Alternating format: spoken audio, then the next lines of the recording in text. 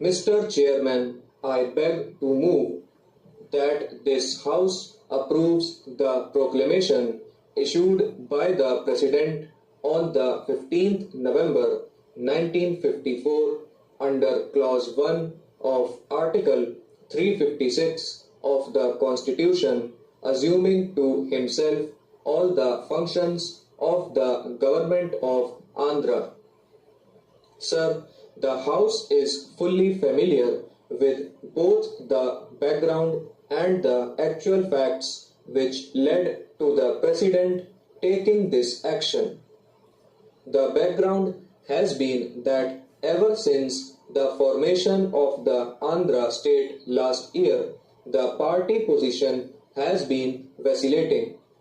There have been no elections, and with the division of the state, the legislature was also divided, and 140 members came away from the Madras legislature land, formed the Andhra legislature, and the division between the different political parties was very uneven, and the result was that the government of the day was carrying on with a very slight majority, sometimes one, sometimes two, sometimes a little more, but it was always a very unbalanced thing.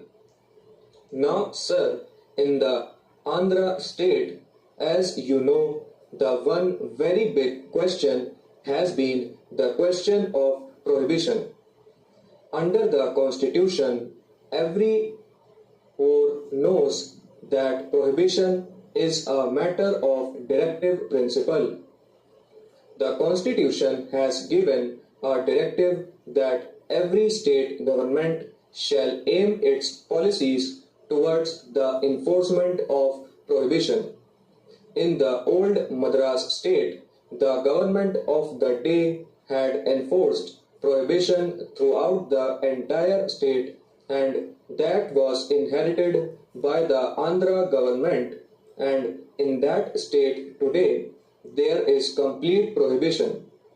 The Andhra government, after the separation, appointed a committee under the chairmanship of Sri Ramamurthy to go into the whole question, make investigations about the actual conditions as to how far the policy has succeeded, and make recommendations.